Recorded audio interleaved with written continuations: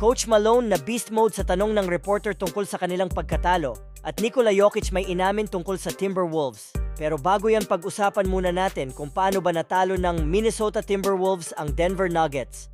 So kanina nga ay pinapunta na ng Wolves ang Nuggets sa Boracay matapos nilang makuha ang panalo sa Game 7 sa home court ng defending champions sa final score na 98-90. Makakaharap nila ang Dallas Mavericks sa Western Conference Finals. First at second quarter, maganda pa ang pinakita ng Nuggets buhat mode ang kanilang dalawang superstar.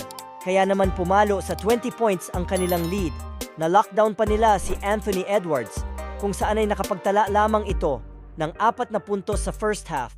1 out of 7 lang sa field kasi nga siya ang priority ng Nuggets na mapigilan. Nag-angas pa kaagad si Jamal Murray sa home crowd.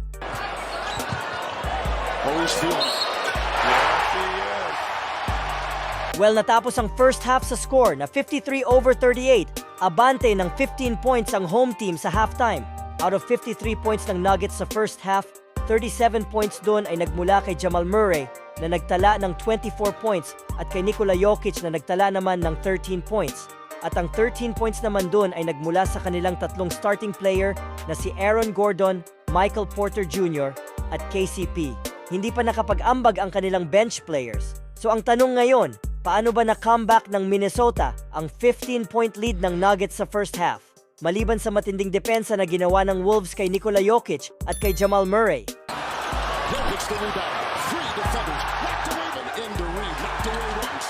Retrieved in there. Kung titingnan natin ang overall performance ng Denver Nuggets, si Nikola Jokic at Jamal Murray lang ang merong 2-digit score. Merong 35 points si Jamal Murray at 34 points kay Nikola Jokic. That's 69 points in total para sa dalawang superstar. Hindi nakapag-step up ang kanilang role players, kagaya ni Aaron Gordon na meron lang 4 points, MPJ 7 points, 3 out of 12 sa field, KCP 5 points, at tanging si Christian Braun lang ang merong ambag mula sa bench sa kanyang 5 points. So 2-man game ang nangyari sa Nuggets, malayo sa total team effort na ginawa ng Minnesota Timberwolves na kung saan ay lahat ng kanilang starting 5 ay nakapagtala ng 2 digits points. Pinangunahan ni Karl Anthony Towns at Jaden McDaniels na parehong may tig 23 points, sinundan naman ni Anthony Edwards sa kanyang 16 points, Rudy Gobert 13 points, Mike Conley 10 points, at dagdagan pa ng 6th man of the year na si Naz Reid sa kanyang 11 points. So team effort ng Timberwolves at ang pag-lockdown nila kay Jamal Murray at Nikola Jokic ang sa tingin ko ay tumalo sa Denver Nuggets.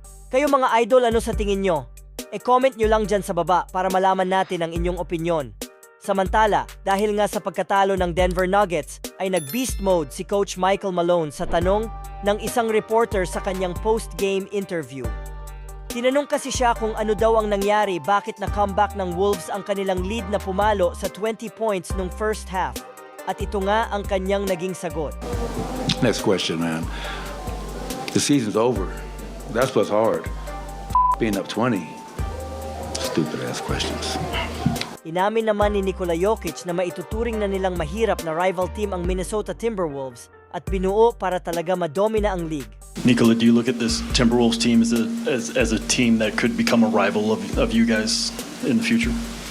I mean, yes. I mean, I think they're built to beat us in someone. I mean, just look at their roster. They have basically 2 All-Stars, 2 probably first defensive players in the year. Mike Conley, who is the most underrated player in the NBA, probably.